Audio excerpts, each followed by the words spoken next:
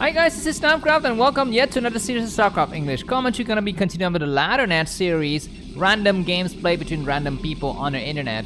And this time around, we're not gonna be having Flash, although that is usually the subject of my inquisitions. This time around, it's gonna be a very good player. It's gonna be Protoss King, one of the to-be kings, I guess, because he's never won an ASL in his entire career. Jon Snow from the north, and very curiously, he's actually located on the top left side, the north side of this map here, and on the southern side, the King's Landing side, we're gonna be having WicoDM. This is an amateur player, but you know what? On the Laddernet ranking, he's around the same level as Snow, because Snow doesn't care so much for Laddernet, so his ranking is around 230-ish. And WicoDM is also 230-ish. By the way, Wico is the name of a clan. It is the same clan where you have that other player 1127, or I'd rather call it Mr. 47, who's played in the previous ASL, I think round 24 Group A, right? So check out his matches if you're interested. And also check out the game between 1127 and Flash, also as part of the Laddernet series. Just cycle back in the playlist about 2 or 3 games and you will find that game between Flash and 1127. This time around, it's going to be a very tough opponent for this WicoDM kind of guy. It's going to be Snow, and of course we all know that Snow is one of the best Protoss as a Terran player. His use of Reavers and Shuttle is just out of the world. I mean, he's able to actually stop the entire tank advancement with just 2 Reavers. Whereas I don't think I've ever seen any other players on the Protoss realm who can do that. This game is going to be played on the map Pantheon. Here is the map. It kind of looks like a dome of a kind of a religious building, doesn't it? So this is where the name spans itself from. And then let me just quickly grab you some map stats. So for Terran players, they enjoy a, what does it look like? Let me just quickly see here. It is going to be a 61.4% win rate for the Terran player, so slightly Protoss flavored in that regards. We shall see. Looks like DM is going to be going for a fast scout here, going counterclockwise direction, but he's not able to find his opponent yet. And Snow on this side of the map, he is going to be going for, I think, no Zealot. Yeah, that's right, completely skipping the Zealot and going directly into Dragoon here. Is going to be able to actually help him kind of save some money. And the question is, does Snow often go for that infamous Robo before Dragoon range upgrade? He might try to do that. This probe is going to be able to find the SCV. Let's see which unit will hit the other unit first. Looks like neither of units will hit each other. Of course, this is just a training game for Snow, especially he actually doesn't care. The Dragoon's going to pop out right here. This SCV would not have a chance to go on the high ground, but neither would a probe. Now the question is, which player will take the expansion and which player will go for tech? Looks like Snow is going to be going for an expansion. He knows that the SCV is coming. Where's this SCV going? Okay, you want to check for some. Maybe he's waiting for the Dragoon to get out, but he's gonna time it not correctly here, and the Dragoon's already ahead of the SCV. So this SCV is actually not able to see the presence of the Nexus. So the Nexus goes down, and Wico is gonna be going for an expansion as well. We're gonna be having a vulture come out. This probe will not see the light of the day when it arrives, and these 3 Marines are there to kind of read it. Maybe DM is gonna send out the vulture to actually hunt for that. What is that unit called, the probe here. Anyways, this SCV will die now, so the game is gonna stabilize, and we're gonna be heading towards the mid-game situation very shortly here. By the way, as the game is not yet heated up, let me just quickly show you some information in terms of stats, rankings, and so forth. So today, I guess yesterday, because I picked up the data yesterday, here are the ELO rankings. As you can see, Snow is kind of not really on it. He has been off the chart for a while now. He's not the former Jon Snow, King of the North. He's the kind of cheeky guy who killed the Queen. What is the name of that short lady in Games of Thrones? He killed him out of love, or I don't know, kindness for humanity or whatever. But that was like the crappiest season ever in the entire series of Game of Thrones. Anyhow, looks like Jon Snow's gonna be facing some serious problem here. There's gonna be a vulture. It takes how many kills? 0 kill, 1 kill, 2 kill now, 3 kills. The Dragoon need to pop now. Looks like the vulture gets surrounded though. Very interesting. But the vulture nets 4 kills, and now the vulture will die unless the Dragoon actually decided to mess upon itself. If one more probe will die, and so Jon Snow has shot himself in the foot here. He will finally take care of that unit, but we do have a single Dragoon coming out to snipe. He's gonna try to snipe the Marine. He's trying to body block the Marine. Looks like he would not body block the Marine. This Dragoon also get 3 kills, so both the players are going for micro-intensive micro battle. Very good for Jon that he's able to stop any kind of SCV advancing towards this other base. It's going to be better, I think, for DM to just focus his attention on actually sending the SCV towards the expansion, because he's got a tank out anyway, so there's no way this Dragoon can do any kind of damage. It takes so many hits for the Dragoon to kill a single SCV. So just kind of, you know, in the moment that the Dragoon start to attack an SCV, just move it around, move it somewhere else, and he's going to be just fine. The Dragoon's going to be able to do some more shots and soften up those units. Remember that by softening up those units, you can kind of prepare for the Reaver attack a little bit later. So that is something that I always really enjoy. Anyways, we have a vulture here that kind of puts on a mine to actually spot if there's any kind of flying objects, and we're going to be having Shadow and Reavers. You can see that the Reaver is being made. He's possibly going to just wait to pick it up, and there's going to be some more units coming from the gateway, namely some Zealot. We're at almost at the 6-minute mark of the game. There's going to be an observatory here. Wico is 36 supply, and Snow is 45.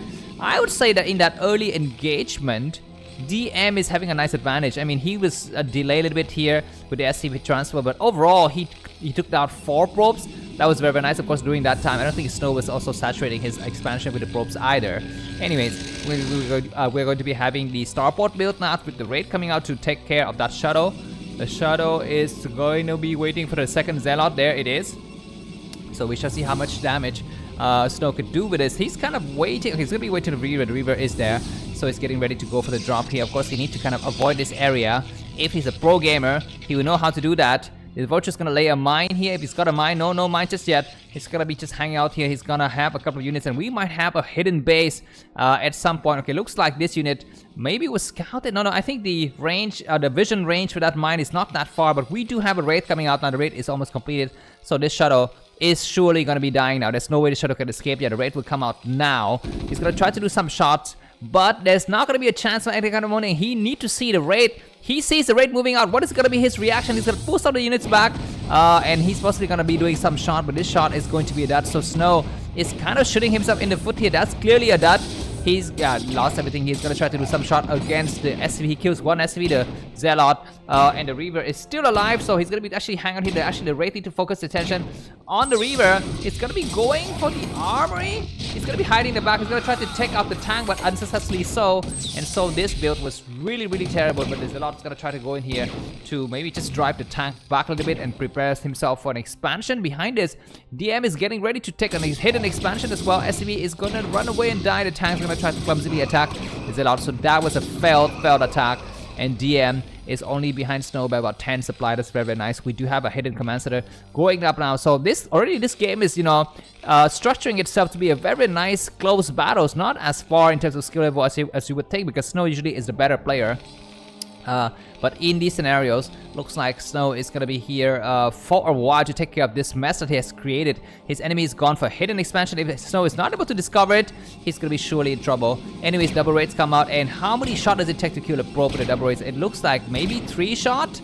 Yeah, one probe has gone down, and now the raid's gonna return. We're gonna be having another Reaver coming out. I think DM saw that Reaver. Now he's gonna see the Reaver. He's gonna try to take some shots here, but of course not able to actually completely kill out the Reaver. The Reaver doesn't even get a scratch. We're going to be having probe saturating, and as well as SV saturating the new base in the game. Is going to be very interesting. This observer checks the situation. He's going to be wondering, why do you only have 2 factories, 3, 4? I mean, 3 of them are underway. Only 1 factory, and no anything.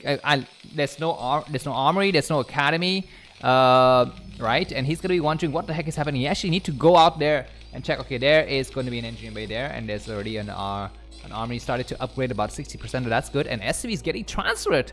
Wow. So I really like the positioning here for DM. Of course, it is also partly Snow's fault that he allowed this kind of behavior to take place in the first place. But you know, you have to give credit to DM to actually try these kind of builds against one of the very top Protoss players. And yeah, he's gonna be behind his supply for some times, as he's gonna be just waiting for that command center to provide him with an extra boost of SCVs here, extra boost of mineral. He's gonna be feeling just fine. By the way, let me just quickly check once again the stats for this map, because I wonder, is it really that imbalanced? Yeah, so Pantheon 61.4% win rate for Terran. So Terran should have a nice advantage here. But we're going to be having double Shadow with a single Reaver, 4 Zealot and a Dragoon. And the Dragoon is going to try to take care of the raid here. He's going to pick up 2 more Dragoons, and he's going to land in here. The Reaver's going to do some shot. How damage are the tanks? Some of the tanks are damaged, but not yet fully destroyed. Dragoons are landing. Reavers need to do the shot against the tank. 1 tank has fallen. He's gonna try to focus attention on the SCV. Now he's gonna try to attack the tank. One more tank is gonna die. And Reaver's gonna take one more shot against the SCV. He needs to pull back. The Zelle is gonna try to do some splash damage. This Reaver shot was not that great. But still, a lot of attacks are gonna be happening here. He's gonna try to snipe some buildings, possibly. He's gonna pick up the Reaver and go in the corner. And that's gonna be another great shot, damaging so many units here. And no more mining in this area. So sometime if you can actually force a cancellation on that armor is great. But this tank is gonna have to siege now. Looks like kind of very slow APM, I think. At least on screen it looks like. Of course, in reality it's a 400 APM kind of player. But as you see against Stowe, who's only 200, 280, 290, he's not able to do any kind of damage. Reaver's gonna try to do a couple of shots, but it's kind of not covered well here. He's gonna land and destroy the turret. Very, very good. He's looking for some kind of openings. He's gonna destroy that other turrets on the other side, and then he will retreat. The tank's gonna be sieging here, but the turret has been destroyed. And this is showing how crazy the micro is for Shadow. And Reaver by Jon Stowe is gonna land another hit in here. The Goliath's gonna try to take a shot here. He kills another tank. He's gonna go inside the main. Do we have turrets in the corner? We don't have any turrets in the corner. There's gonna be more shot. The Goliath's gonna try to snipe the Shadow. The Shadow dies at the last minute, and the game is gonna stabilize. So behind after the attack, how much damage was it done? I think it was about 40 to 50 supply difference now, and we do have a new base coming up. So DM is slightly behind, but this hidden base is still not yet discovered. So that's his consolation prize. If he actually go out and take this base now, he might make Snow think that actually the game is, you know, very standard and naturally progressing, but it's not the case. But he's not gonna just sit at home. The fact that, you know what, when you're a pro gamer, you don't even need to be a pro gamer to realize this. When the game is clearly in your favor, but the other player is not GGing, especially on ladder, you need to suspect something. You need to suspect that there's going to be some weird stuff happening. There's going to be more drops happening in the corner, but this floating barracks providing some nice vision. So Snow is going to back up. Let's check for the situation of tech. Looks like Snow is going to be only going purely for ground units. He's not even building a Citadel of a Dune, right? He's only going for Forge upgrade. You can see the upgrades now only going for +1 weapons. It's not even completed at this point, I don't think. And behind that, we're going to be having what? Just more buildings, more cannons.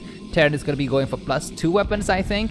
Let's see, just want to quickly check the upgrade. Yeah, +2 weapons and +1 armor is underway for Terran. Looks like Jon Snow is gonna try to apply his typical contain here. He's gonna be coming out this rope, need to go here to take an expansion. Yeah, this base has been mining for the longest time possible, and Snow is not checking anywhere else on this map. His vision is limited to some of the bases that he's actually seeing only. We are going to be having a command center going down now, and so we need to actually be prepared for that. You know, Protoss can kind of contain from this high ground. Of course, this ridge is very, very small. You cannot put a lot of forces on that ridge. Anyway, some Zealots going to be landing, and we're going to be having some Reaver shot tanks and sieging at just the right moment. And that tank is gonna get saved, so that's gonna be good. But more forces attack in the front. It looks like Snow doesn't have what it takes to actually, you know, break the Terran advancement. We're gonna be having 40 supply difference between Snow and WicoDM, but DM is gonna be having 4 bases to work with very soon here.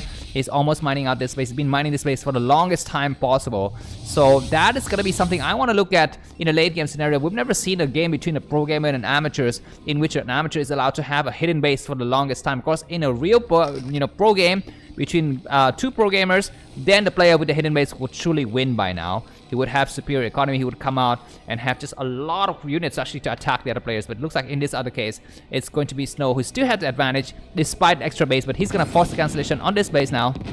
And he's going to be wondering, why is the other guy not GGing? I have 5 bases versus you have 2. You need to start to GG. Now he's going to be thinking. He's gonna definitely make a, you know, kind of force cancellation on that command center, which is gonna be nice. And finally, he discovered that there's a hidden base. He's gonna send the rest of his dragoons out to take it out, and this is gonna be the moment for DM to actually wage a counter attack. Need to counter attack now. If he wishes to actually do any kind of damage, there's only about 6 dragoons in this group. So if the counter attack happens now, it's gonna be great. But for the time being, there's not enough time to push. There might be something now because we're gonna be having +2 weapons and +1 armor. The Protoss got only +1 weapons. The tanks are, marching forward nicely. It looks like Snow's gonna have to pull back. He's got a Shadow with a Reaver in the back and reinforcement coming from behind Zealot leg. It's not done yet though. We're going to be having a nice explosion here. What is this building here? Scarab damage. Okay, he's going to try to be going for Scarab damage. Very typical Snow upgrades. And I really like the emoji for the Scarab upgrade. It's really, really funny. It looks like a big explosion sign. Anyways, this is the prime location for some Reaver shot. But he's going to allow the tanks to actually progress. He might go for a counterattack or a backstab. No, he decided it's going to be better to actually wait for these units to actually come down the ramp here. This observer is beautifully placed. He sees every goddamn thing. We're going to be having some major engagement south of that area. And this is going to stop the Terran advance. And he can try to advance but he would not meet anything. It's gonna be better for him to actually go back, but behind the Zelle's gonna attack and shred these bases to pieces. It looks like no reinforcement coming from the back from DM. What is he doing? He's just gonna be holding this area and let the enemy take over his expansion. Remember that he's only down to 2 bases. Tanks are gonna get sniped, and it looks like in the last minute these tanks retreat. The observer sees exactly what happens. He's gonna just send the entire horde of Zelle moving forward now. These tanks will not have enough time to siege, and this shows the skill level difference between a pro gamer and a pro lamer, and it's gonna be very, shortly, I think, until, I think DM actually would type GG now. I mean, he might still play for a little bit more, but because he's got a lot of, units remaining, he can actually siege it. But then you can see that a pro lamer would siege the tanks like this, you see? A pro gamers would not do that. He would actually patiently place some of the tanks in critical locations so that to minimize the splash damage. And Stowe is not even trying anymore. You are seeing that he's not even saturating the probes to the new base. He's gonna saturate now. He's ahead by about 60 supplies. He's ahead by about 4 bases. He's got 6 bases to Terran's 2. Finally, this base is gonna saturate. That's gonna be just fine. But I still think that DM has got a long way to go and to actually have a victory in this game. He's gonna try to repair his tanks. There's no way he could actually win here. Of course, this is just training practice for Snow. Of course, we know that Snow is not in the round of 24. He's one of the seeds, so he's gonna be waiting for the players to duke out the battles and wait for them in the round of 16. He's the seed number 1 of his group in round of 16. I believe he's group C. Not that it matters. Anyways, we're gonna be having freaking recall here. Crazy recall, manual recall that is. A lot of Xenot, a lot of Dark Templar and Reaver wrecking the base. And what is gonna be the response for DM? He's gonna try to go out here. He's gonna try to save his base. This is fine. The Xenot's gonna be just waiting on the high ground and doing a lot of splash damage. The Reaver is doing 6 shots. He's gonna be destroying the armory, maybe destroying a lot of stuff. Just mining out of 1 base, and the tank cannot siege because the moment they siege, these SCs is gonna get toasted with the splash damage. Yeah, you can see these tanks doing a lot of splash damage from the back, destroying their own brothers and sisters. I guess in tanks you don't have females, so it's gonna be just brothers, not sisters. Anyways, triple Reavers from top. Very nice attack and very nice way to dismantle a Protoss player. Look at all of these juicy supply depot burning to death here. Of course, Wico is not gonna get supply block because he doesn't even have units. But thanks a lot. It's gonna be the end of the game. If you have liked this game today, just buy me a coffee. The link to that is going to be in the video description. Have a good day and see you soon. Bye bye.